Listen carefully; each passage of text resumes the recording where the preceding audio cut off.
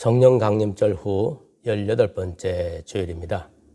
오늘 하나님의 말씀은 야고보서 3장 13절로 18절입니다.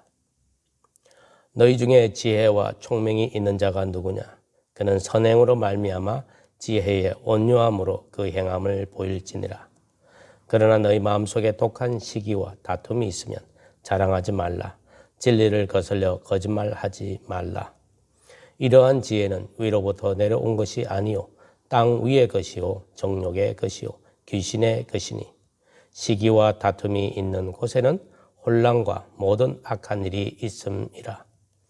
오직 위로부터 난 지혜는 첫째 성결하고 다음에 화평하고 관용하고 양순하며 긍휼과 선한 열매가 가득하고 편견과 거짓이 없나니 화평하게 하는 자들은 화평으로 심어 의의 열매를 거두느니라.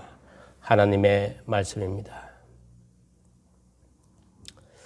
오늘은 여러분과 함께 야고보서 3장 13절부터 18절의 말씀을 가지고 위로부터 난 지혜라는 제목으로 함께 주님의 은혜를 나누고자 합니다. 성경 안에는 좋은 말이 많습니다. 또 한편으로 폭력적이고 선정적이고 부패하고 타락한 내용들도 있습니다. 우리의 도덕 기준으로 볼 때 도무지 이해가 되지 않는 그런 스토리도 있습니다. 하지만 이 모든 스토리를 하나로 묶어냅니다. 하나님의 은혜로.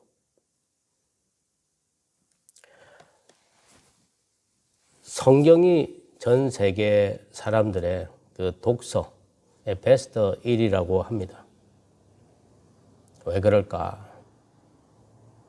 성경에는요, 우리가 듣고 싶지 않는, 우리 눈에 거슬리는 그런 내용, 그런 그 무엇이라는 게 들어 있습니다. 성경을 읽는 기독교인만 아니고요, 여러 사람들이 성경을 읽는 사람들도 성경 안에 있다고 하는 그 무엇을 찾아서 열심히 읽습니다. 그렇게 열심히 읽은 사람들 가운데는 예수를 믿는 사람도 있고요, 여전히 예수를 안 믿는 사람도 있고요, 또 그렇게 많이 읽은 그 성경을 토대로 기업을 일으킨 사람도 있고요, 정치를 일으킨 사람, 나라를 일으킨 사람들도 있습니다. 반면에 또한 그렇게 열심히 여러 번 읽어본 그 성경을 토대로 원만한 대인관계를 일구어내서 삶을 즐겁게 살아가는 사람도 있습니다. 그렇다면 우리 귀에 거슬리고요, 듣고 싶지 않은 그 내용이 뭘까 생각을 해봐야 되겠죠. 뭘까? 곰곰이 생각해 보니까 결국 우리 모두의 초점이 그거지 않습니까? 어떻게 해야 잘 살 수 있을까? 모든 인생이 궁극적으로 질문하는 게 이거 아니겠습니까? 어떻게 살아야 하는가? 우리 각자의 인생에서 귀를 쫑긋하고 안테나를 굉장히 높여서 듣고 싶은 말, 여기에 대한 조언, 잘 사는 방법 아니겠느냐 하는 거죠. 자, 어떻게 하면 잘 사는 겁니까? 라고 성경에 물었을 때 성경의 대답은 간단합니다. 복 있는 사람이 되라고 하는 거죠. 성경이 말하고 있는 이 복이라고 하는 것은 땅의 수익을 가지는 것이 아니죠. 하나님과 잇대어져 살아가는 삶입니다. 야고보가 주장하고 있는 거룩이라고 하는 거죠. 거룩한 삶. 땅이 주는 복은 100년이라는 시한이 딱 정해져 있습니다. 땅의 복으로 얻을 수 있는 것 대표적인 세 가지가 재물이겠고요, 건강이겠고요, 사랑입니다, 애정. 그런데 땅이 준 이 수익, 이 재물 지키려고 하면 엄청난 투자를 해야 됩니다. 엄청난 재물을 또 투자를 해야 되죠. 왜? 재물을 지켜야 되니까. 이 재물에 관련돼서 시기와 질투가 얼마나 많습니까? 업무도 많고, 건강을 줬는데 이 건강을 지켜야 되죠. 건강 지키기 위해서 다이어트 해야죠. 신경 써야죠. 의사 만나야죠. 이 모든 과정들을 해야 되잖아요. 애정은 안 그렇게 지키려고 하니까 내 것을 만들려고 하니까 얼마나 힘들겠습니까? 이런 심한 경쟁, 이게 자기를 그것을 보호하려고 하는 그 어떤 그 노력, 이런 것들이 결국 가져오는 건 스트레스죠. 스트레스를 엄청나게 가져와요. 질병은 출발이 마음의 병으로부터 출발을 합니다. 스트레스가 엄청 많으면 이게 질병, 자기의 몸에 이상현상으로 일어나게 마련인 거죠. 이상현상 일어나는 그것도 해결해야 되니까 얼마나 힘들겠습니까? 하지만 하나님의 잇대어 있는 복은 눈에 보이는 게 별로 없네요. 그런데 남는 게 있죠. 눈에 안 보이는 것. 마음의 평강입니다. 마음의 평강이 우리의 삶을 지탱시켜주고 있죠. 또 이끌어 나가고 있죠. 또 그 삶으로 인해서 마음이 평강해지니까 주위에 사람들이 많이 생겨요. 어떤 사람들이요? 정말 진실한 사람들이 진솔한 대화를 할 수 있는 사람이 많이 생기는 거죠. 그 사람들이 우리의 삶을 아름답게 살아가도록 누리게 해주는 자원이 되는 거죠. 자, 그렇다면 질문을 또 다른 방향을 한번 넘겨보죠. 성경을 매일 끼고 살아가는 그리스도인들은 정말 여기서 말한 대로 복된 삶을 누리며 살아가고 있을까? 1년 52주일 성경을 근거로 한 목사의 설교를 듣습니다. 성경을 공부합니다. 이 성경 말씀을 근거로 해서 이웃을 섬기고 선교로 살아가는 그리스도인들은 복되게 살아가는 지혜가 있을까? 물어봐야 되지 않겠습니까? 있겠지가 아니라 그런 지혜가 있나요? 자, 여기 계신 여러분들이 이 질문을 받았을 때 여러분은 어떤 대답을 내어놓을 수 있겠습니까? 제가 만약에 이런 질문을 받았다면 저는 좀 난감해질 것 같습니다. 그게 뭘까? 여러분이나 저나 복 있는 자로 살아가고 싶잖아요. 근데 이게 쉽게 됩니까? 잘 안 됩니다. 왜 안 될까 하면요. 우리는 높아지기를 원해요. 아무리 땅의 수익으로 힘든 결과가 온다 할지라도 참 돈다발에 한번 짓눌려서 묻히는 한이 있어도 돈 한번 실컷 써봤으면 좋겠다는 욕망이 우리에게 있죠. 가진 자의 갑질이 나쁘다는 걸 압니다. 그렇지만 나도 한번 갑질해봤으면 좋겠다라는 욕망이 우리에게 있다는 거죠. 돈과 명예가 있으면 이것 좀 한번 해봤으면 좋겠다는 욕망이 있습니다. 예수 믿는 우리가 꾸지 말아야 할 꿈인 줄 알면서도 헛되다는 것을 머리로는 알겠는데 머리에서 30cm 아래에 있는 이 가슴은 그렇게 움직이지를 않아요. 헛된 욕망을 하고 싶다는 거죠. 내 머리는 예수님을 따라 살아야지 하면서도 내 몸은 로마 황제처럼 잘 살고 싶습니다. 떵떵거리고 싶습니다. 우리의 이런 앞뒤 맞지 않는 이 신앙생활, 비슷한 예를 우리는 성경에서 찾아볼 수 있습니다. 마가복음 9장입니다. 예수님이 가이사랴 빌립보에서 황제의 신전 앞에서 묻습니다. 너희는 내가 누구냐? 그 다음에 사람들은 나를 누구라고 그러냐? 너희는 나를 누구라고 하냐 했을 때 주는 그리스도이시오. 살아계신 하나님의 아들입니다. 이런 고백을 듣게 되잖아요. 근데 예수님은 다 이제 아심하고 그때 이야기를 하죠. 인자가 사람들의 손에 넘겨져 죽임을 당하고 죽은 지 3일 만에 살아나리라. 내가 가는 길은 예루살렘인데 죽으러 가는 길이야 라고 이야기를 합니다. 물론 그 장면 안에는 그것에 반응해서 그런 말 하지 마십시오. 뭐 이랬을 때 사탄아 물러가라 그런 말도 있지만은 시간이 지나면 예수님이 그래도 그런 이야기 정도 했으면 제자들은 그 이야기를 가지고 뭔 토론을 할 줄 아는데 자기끼리 토론을 했는데 뭘 했다? 누가 넘냐를 가지고 티격태격 했다고 하는 거예요. 예수님이 예루살렘으로 간다, 죽으러 간다는 기둥으로도 지도 않았다는 거죠. 얼마나 기가 차겠습니까? 근데 그들이 누구냐는 거죠. 예수님의 제자들이었다 하는 겁니다. 예수의 삶을 옆에서 지켜본 정인들 아니냐는 거죠.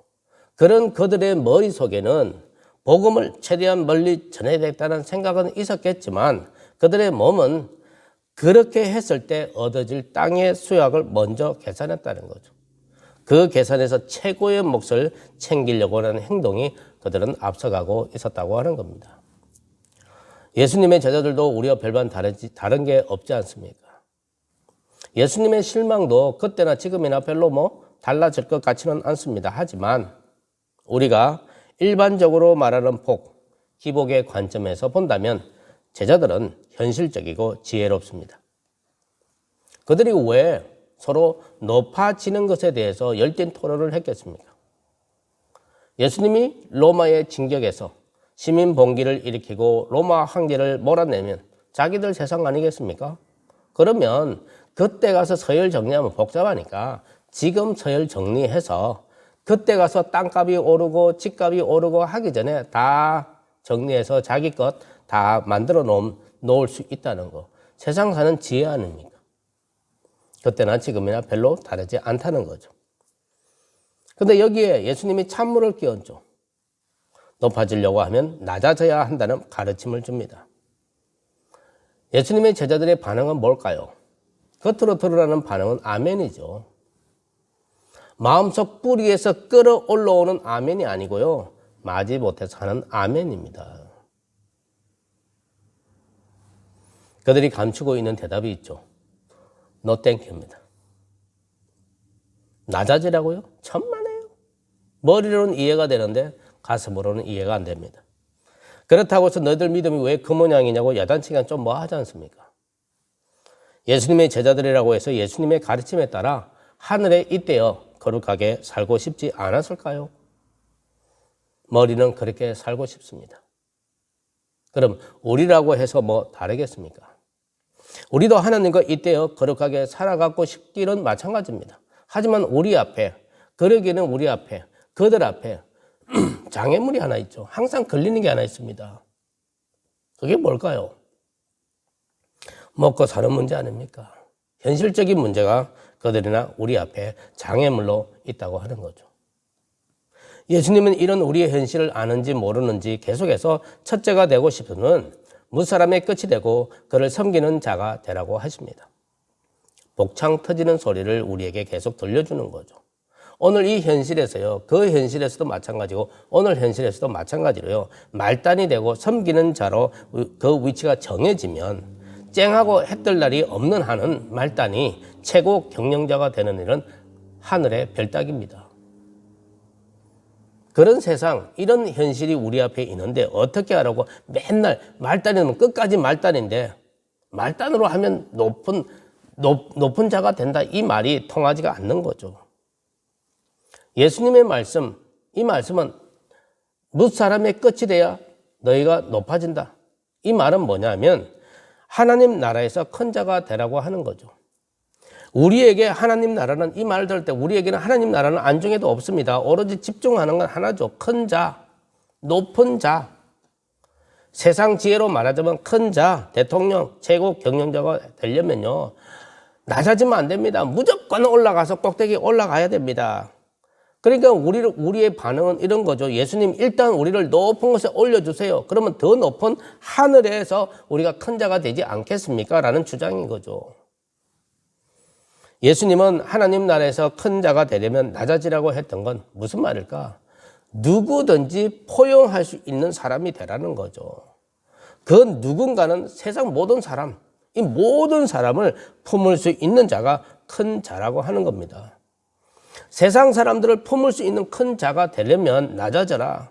세상에서 낮아진다는 게 뭘까요? 말단에 있다는 게 뭘까요? 내가 위에 있을 수 있는 사람이 말단에 있다는 게 뭡니까? 욕망을 끊어야 하는 사람 아닙니까? 세상에서 욕망을 끊는다고 하는 말은 뭡니까? 죽어야 된다는 이야기죠. 세상 지혜 있는 거 다 죽여야 된다. 세상에서 낮아지면 아무도 거들떠 보지 않고 짐짝 취급 당하는 등등 자기를 부인해야만이 낮아질 수 있습니다. 세상의 이치로 보면 이것 같이 얼떨떨한 사람은 없잖아요. 엄밀히 따지면 세상이 감당하지 못하는 사람이잖아요. 살아있어도 사람으로 취급되지 않는 사람이죠. 이 사람이 바라볼 건 어딥니까? 하나님뿐인 거예요. 세상이 감당치 못하는 사람이 복 있는 자이고 하나님 나라에서 큰 자라고 예수님은 말씀하고 있는 거죠. 사실 지금까지 우리가 신앙생활하면서 가장 많이 들은 말이 뭡니까? 그리스도 안에서 죽는 거 아닙니까? 죽어야 세상에서 자유롭게 됩니다. 우리가 구원받은 사람들인데 우리는 여전히 세상에 주눅들어 살아가고 있습니다. 그리스도 안에서 안 죽고 싶은 거죠. 죽으라 하는데 안 죽고 싶어요. 욕망 다 끊으면 나는 언제 집 사고 언제 뭐 우리 아들 뭐 어떻게 되고 내가 어떻게 되고 그거 언제 해보느냐는 거죠. 바울이 오죽했으면 나는 날마다 죽노라 했겠습니까? 그럼 우리가 어떻게 해야 그리스도 안에서 죽고 하나님 나라에서 큰 자가 될 수 있을까요? 위로부터 난 지혜에 우리가 잇대어 있어야 합니다. 위로부터 난 지혜가 뭘까? 우리가 거기에 잇대어 있다고 하는 그 뜻이 뭘까? 위로부터 난 지혜라고 하는 건 십자가죠. 구원에 이르는 참된 지혜에 우리가 잇대어 있다고 하는 것. 그게 뭐냐? 십자가라는 거예요. 십자가는 한마디로 고난입니다. 십자가 영광 아니죠. 우리가 말을 정확하게 해야죠. 십자가는 고난입니다. 우리가 예수를 믿는다고 하는 것은 곧 고난 당하신 주님을 나의 구세주로 받아들인다는 고백 아닙니까? 성경이 말하는 복 있는 자는 예수가 경험한 고난을 나도 고난받을 각오로 살아가는 사람이고 세상에서는 어리석은 자이지만 하나님 나라에서는 큰 자라고 하는 거죠. 이 사람은 세상이 감당하지 못할 사람들이라고 하는 거예요. 모든 세상들을 포용할 수 있으니까. 그러나 우리 중 많은 사람들이 많은 교회 다니는 사람 중에 세상에서 어리석은 자로 구분되는 거 참 싫어하는 사람 많습니다. 고난은 믿는 사람 안 믿는 사람 안 가립니다. 누구에게나 찾아옵니다. 믿는 자들 중에 불공평한 대우를 받거나 남들처럼 그렇듯하게 살지 못하면 고난이나 여기는 분들이 꽤 많은 것 같습니다. 그것은 고난이 아닙니다. 예수 믿는 우리들에게 고난이라고 하는 것은요, 세상이 당연히 여기는 권리, 그 권리를 거절하면서 부딪히는 모든 경험들이 우리에게는 고난이죠. 장애자, 빈곤층, 사회적으로 찍힌 사람들을 세상은 불행한 자들이라고 말합니다. 왜 그들이 불행합니까? 장애라서? 너무 못 살아서? 정신건강의 상태가 이상해서 저 사람이 미친 사람이야. 이렇게 찍힌 사람이 왜 불행하느냐는 거죠. 세상의 가치를 볼 때는 불행한 거예요. 그러나 우리는 아니야. 세상이 너희가 말하는 그건 불행이 아니고 하나님께서 그런 그 사람도 쓰임 받아. 하나님께 쓰임 받으면 행복한 거야 라고 말할 수 있는 이게 고난이라고 하는 거예요. 그 왜냐면 거기에 부딪혀야 되잖아요. 인종차별, 성차별 등등 차별받는 자를 오히려 귀하게 여길 줄 알고 그 차별에 대항하다가 받는 불이익이 고난입니다. 사회적 불이익으로 처한 삶을 남의 탓을 하지 않고 꿋꿋하게 살아내면서 하나님 가까이 나아가는 것도 고난인 거죠. 사람은 고난을 받았을 때 비로소 하나님을 찾고 만납니다. 고난을 만났을 때 사람이 사람다워집니다. 껍질을 하나 깨고 나오는 것 같습니다. 고난이 하나님과 있는 길인 것을 알게 된 사람들에게 고난은요, 더 이상 고난 아니죠. 오히려 그리고 상처도 아닙니다. 왜 그런가? 세상이 어찌할 수 없는 사람이잖아요. 하나님 나라에서 큰 사람으로 세워져 가고 있기 때문에 그에게는 고난이 아니고 오히려 기쁨이 되는 겁니다. 위로부터 난 지혜는 우리가 머리로 맞아 아멘 그렇게 이해했던 것을 머리에서 30cm 아래 가슴으로 끌어내리게 하고 이 가슴도 동의하게 하고 우리로 낮아짐의 끝에서 하늘에 닿는 길을 찾아 고난 받으신 주님을 본받아 우리에게 주어진 인생을 살아내게 하십니다. 그 고난을 고난이라 여기지 않을 기쁨을 주시며 낮음의 자리로 향하는 여러분을 주님은 격려하십니다. 성령께서 여러분을 격려하십니다. 우리를 격려하십니다. 우리를 도우십니다. 그 고난 나 혼자서 가는 게 아니라 성령이 함께 나와 함께 하시며 그 고난을 이겨나가고 그 고난이 나에게 기쁨인 것을 알려주는 그 분이 우리와 함께 하신다는 이 기쁨을 누리시는 여러분 모두가 되시기를 주님의 이름으로 축원합니다.